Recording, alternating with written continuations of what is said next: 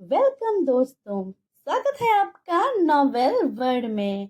आज मैं आपके लिए लेकर आई हूँ मोहब्बत, साजिश और एक अधूरी हकीकत का 13वां एपिसोड। तो चलिए शुरू करते हैं। आयरा ने तस्वीर को ध्यान से देखा। उसमें एक खूबसूरत सौम्य महिला मुस्कुरा रही थी। आयरा को यह चेहरा अजीब तरह से परिचित लगा। ये कौन है? उसने धीमी आवाज में पूछा। शीला आंटी ने गंभीर स्वर में कहा, ये तुम्हारी असली माँ है राधिका। आयरा का चेहरा जैसे सुन्न हो गया। क्या? लेकिन मेरी माँ तो सविता है। आप ये क्या कह रही हैं? शीला आंटी ने गहरी सांस ली और कहा, सविता तुम्हारी सौतेली माँ है। तुम्हारी असली माँ राधिका थी। वो एक मजबूत और स्वतंत्र महिला थी, लेकिन तुम्हारे पिता के साथ उनकी शादी में कई समस्याएं थीं। उनकी असामयिक मौत के बाद सविता तुम्हारे पिता की दूसरी पत्नी बनी। आयरा को ये सब सुनकर यकीन नहीं हो रहा था, लेकिन उन्होंने मुझे कभी ये क्यों नहीं बताया? और मिताली, क्या वो भी? शीला आंटी ने उसे बीच में रोकते हुए कहा, मिताली सविता की सगी बेटी है। यही वजह है कि सविता ने हमेशा तुम्हें उससे अलग रखा। आयरा की आंखों में आंसू आ गए। क्या इसीलिए मुझे हमेशा ऐसा लगता था कि मैं इस घर में पराई हूँ? शीला आंटी ने उसकी पीठ थपथपाते हुए कहा, आयरा, सच्चाई हमेशा मुश्किल होती है, लेकिन ये जानना जरूरी है, तुम्हें अपने अतीत को खुद खोजना होगा। इतने में विवान भी वहां पहुंच गया। उसने कहा, मुझे तुमसे कुछ जरूरी बात करनी थी आयरा। विवान ने अखबार के लेख दिखाते हुए कहा, आयरा, मुझे लगता है तुम्हारे परिवार में कुछ बड़ा छुपाया गया है। ये लेख पढ़ो। क्या तुम्हें अपनी माँ के बारे में कुछ याद है? आयरा ने लेख को पढ़ते ही कांपते हुए कहा, ये तो मेरी माँ का नाम है राधिका। अभी अभी शीला आंटी ने मुझे बताया, लेकिन मुझे बचपन से ही बताया गया था कि मेरी माँ सविता है। ये सब क्या हो रहा है विवान? सविता मेरी असली माँ नहीं है, मतलब मुझे कुछ समझ नहीं आ रहा है। और मेरी माँ राधिका है। शीला आंटी ने मुझे उनकी तस्वीर भी दिखाई। मुझे कुछ नहीं समझ आ रहा है विवान।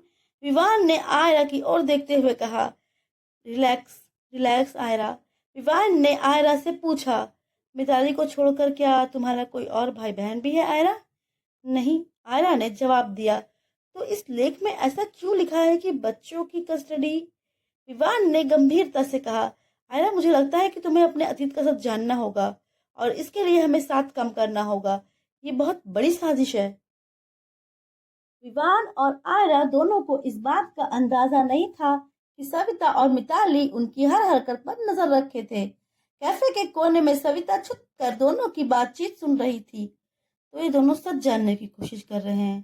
सविता ने गुस्से में कहा, मिताली, अब वक्त आ गया है कि हम अपने अगले कदम के लिए तैयार हो जाएं। आयरा को हर हाल में रोका जाना चाहिए। आयरा और विवान ने मिलकर तय किया कि वे अब इस रहस्य से पर्दा उठाएंगे।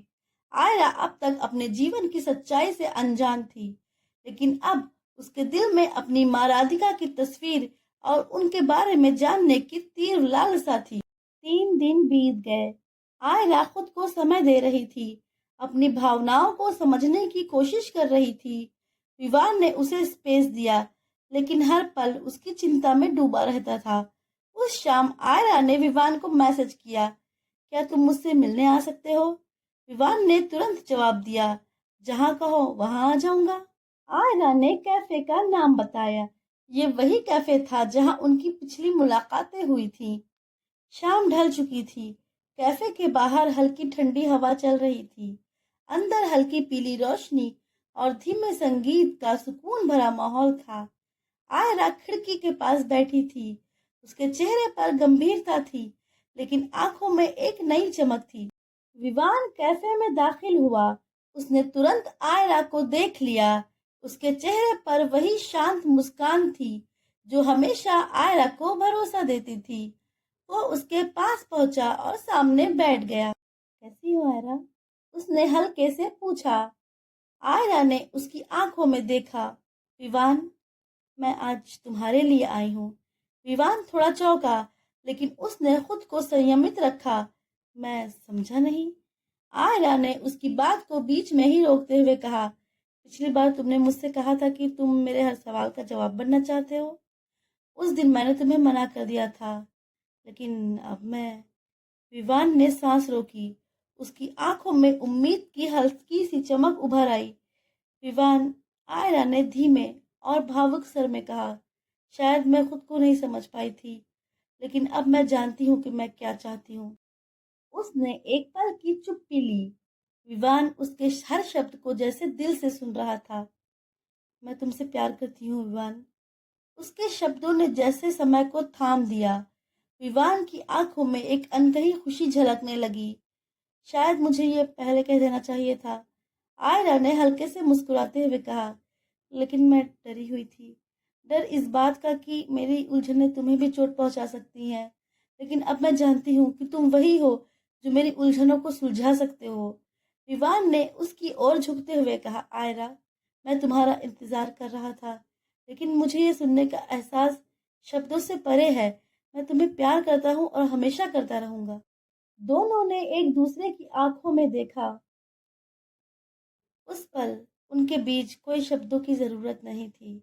उनके दिलों की धड़कनें एक दूसरे की भावनाओं को समझ रहे थे। आयरा और विवान ने उस शाम से एक नया सफर शुरू किया। उनकी दुनिया अब पहले से ज्यादा सुंदर लगने लगी थी।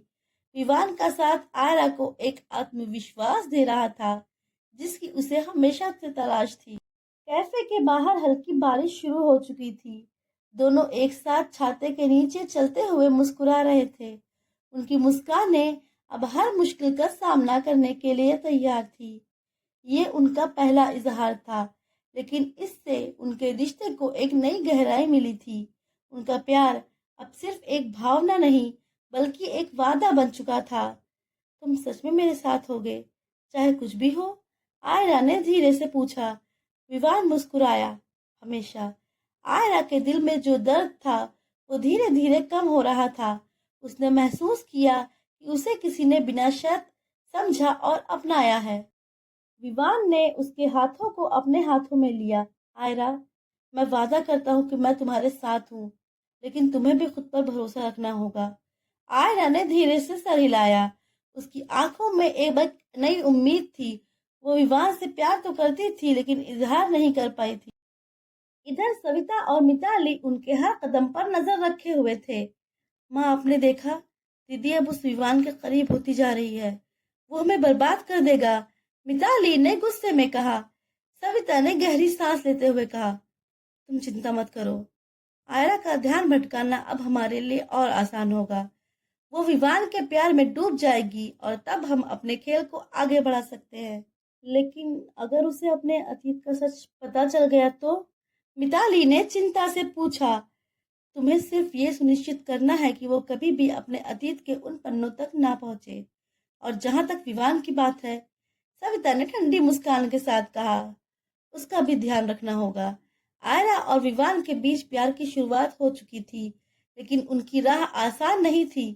सविता और मिताली की योजनाएं एक नई चुनौती पेश कर रहे थे। क्या आयरा अपने अतीत के रहस्यों को सुलझा पाएगी, और क्या विवान उसका सच्चा साथी बनकर हर मुश्किल का सामना कर पाएगा? आगे की कहानी जानने के लिए बने रहिए हमारे साथ इस ऑडियो सीरीज में। मोहब्बत, साजिश और एक अधूरी हकीकत के नेक्स्ट एपिसोड जल्द आएगा। तब तक के लिए अपना प्यार देते रहिए। हमें कमेंट करके बताइए कि आपको ये ऑडियो सीरीज कैसी लगी।